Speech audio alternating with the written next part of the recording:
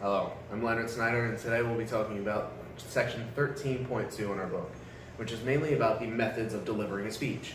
There are four main methods: manuscript delivery, memorization, impromptu, and extemporaneous. Let's get down to the specifics. Manuscript delivery is kind of like this, where you're reading directly off of a script. However, instead of going off onto different ways and the big ideas, you're reading directly off of it word for word for what you've written. Generally, this is something you shouldn't do, seeing as how you come off as robotic and you're reading at somebody. You think, why don't they just give me a copy of it so I can follow along then? Typically, people will do this when it's a big speech in front of a large audience, just to make sure they don't offend anybody or make sure that their words don't have serious consequences. If you do have to give a speech like this, a good way to make it seem like you're not doing this is to make sure you have different marks written in on your manuscript so that you have places to breathe, places to take pauses, make it just feel more natural, and just having more natural tone of voice. Don't speak robotically. It just throws everybody off and tunes them out. Next is memorization speaking.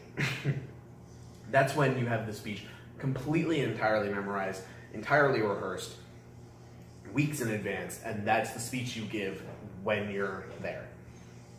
You have a lot of disadvantage to this one, again, is feeling really, really robotic and really void of emotion and rehearsed.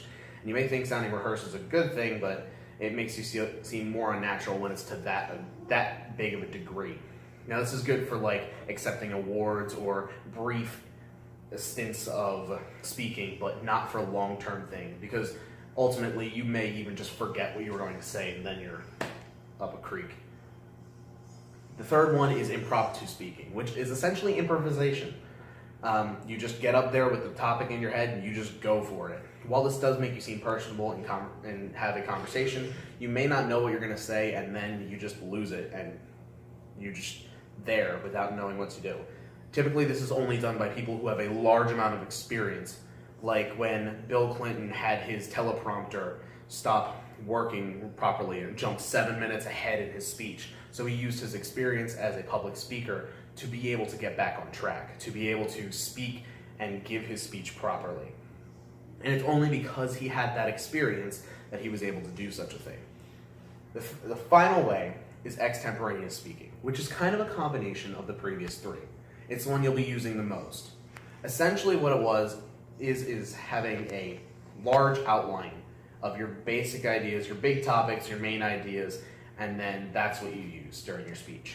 You'll read off your outline for the main topic, and then you'll go into detail using impromptu and a little bit of memorized for what you've rehearsed.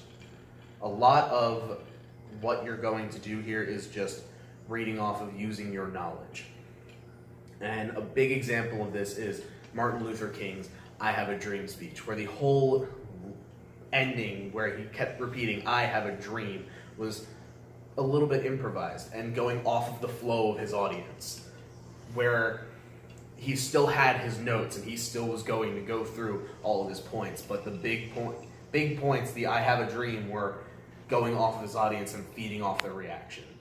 And those are the main methods of delivering a speech. If you have any more questions, I suggest reading 3.2, specifically page 261, where it has a small table of the advantages and disadvantages of each type. And until then, you're on chapter 13.3.